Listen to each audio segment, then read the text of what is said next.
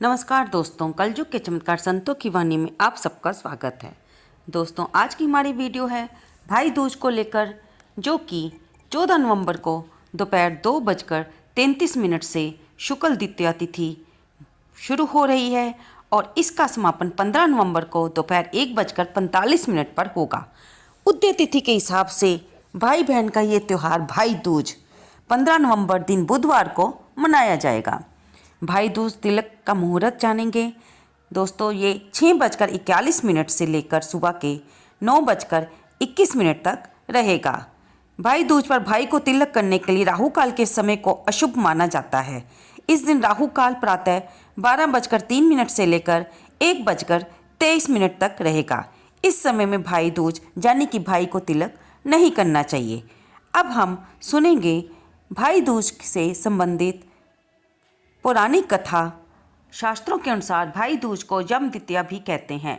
इस दिन बहनें भाई को तिलक लगाकर उन्हें लंबी उम्र का आशीष देती हैं और इस दिन मृत्यु के देवता जमराज का पूजन भी किया जाता है। ब्रिजमंडल में इस दिन बहनें जमुना नदी में खड़े होकर भाइयों को तिलक लगाती हैं।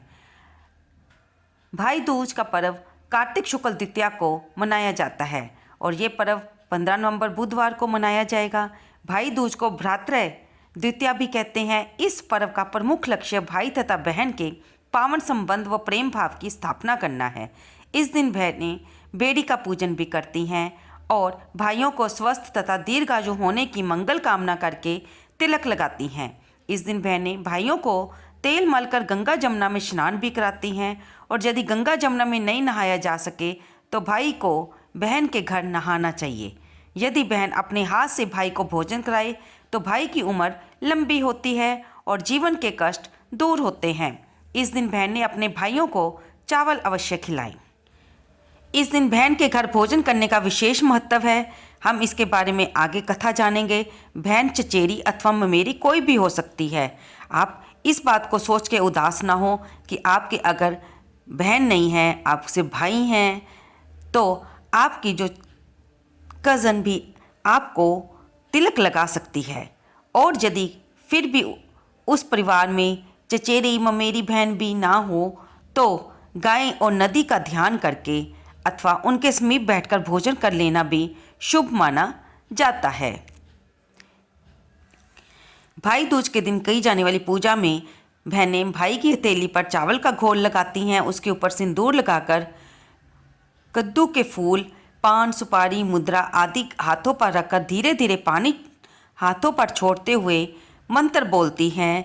गंगा पूजे यमुना को, यमी पूजे जमराज को, सुभद्रा पूजे कृष्ण को, गंगा जमुना नीर बहे, मेरे भाई की आयु बढ़े। इस प्रकार इस मंत्र के साथ हथेली की पूजा की जाती है। फिर कुछ शब्द भी कहे जाते हैं। सांप काटे, बांग काटे, बिच्छू काटे, जो काटे सो आज काटे। जिसमें ऐसी मान्यता है कि आज के दिन अगर कोई भयंकर पशु काट भी ले तो जमराज के दूत भाई के प्राण नहीं ले जाएंगे। कहीं कहीं इस दिन बहनें भाई के सिर पर तिलक लगाकर उनकी आरती उतारती है। हथेली में कलावा यानी कि मोली बांधती हैं। भाई का मुंह मीठा कराती हैं। उन्हें मक्खन मिश्री खिलाती हैं, मिठाई खिलाती हैं। संध्या के समय बहनें जमराज के नाम से चौमुख दिया जलाकर घर के बाहर रखती हैं। इस समय ऊपर आसमान में चीर उठता दिखाई दे तो बहुत ही शुभ माना जाता है। इस संदर्भ में ये मान्यता है कि बहनें अपनी भाई की लंबी आयु के लिए भगवान से प्रार्थना करती हैं। अब हम सुनेंगे कि भैया दूज की दूसरी कथा। भगवान सूर्य नारायण की पत्नी का नाम छाया था। उनकी कोख से जमराज तथा जमुना का जन्म हुआ था। जमुना जमराज से बड़ा स्नेह करती थी। वह उससे बराबर निवेदन करती कि वह अपने मित्रों के सहित उसके घर आकर भोजन करे। अपने कार्य में व्यस्त जमराज बात को टालते रहे। कार्तिक शुक्ला का दिन आया। जमुना ने उस दिन फिर जमराज को भोजन के लिए निमंत्रण देकर उसे अपने घर आने के लिए वचनबद्ध कर लिया। जमराज जी ने सोचा, मैं तो प्राणों को हरने वाला हूँ, मुझे कोई भी अपने घर नहीं बुलाना चाहता। बहन मुझे सद्भावना से अपने घर बुला रही है, उसका पालन करना मेरा धर्म है। बहन के घर आते समय जमराज ने नरक निवास करने वाले जीवों को मुक्त कर दिया। जमराज को अपने घर आया देखकर जमुना की खुशी का ठिकाना न रहा।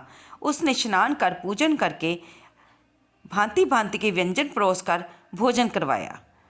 जमुना द्वारा किए गए आतिथ्य से यमराज ने प्रसन्न होकर बहन को वर मांगने के लिए कहा।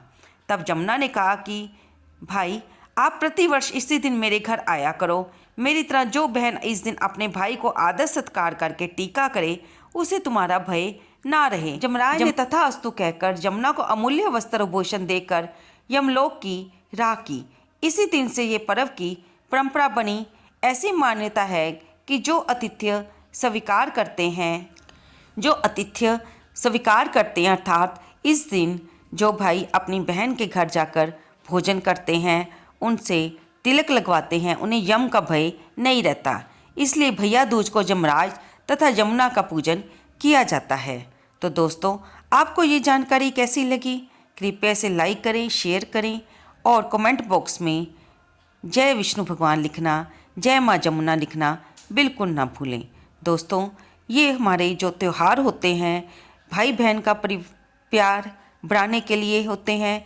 जैसे कि करवा चौथ का त्यौहार पत्नी और पत्नी के बीच का प्यार बढ़ाता है, उसी तरह राखी का त्यौहार, भाई दूज का त्यौहार भाई बहन के संबंध का पवित्र पर्व माना जाता है।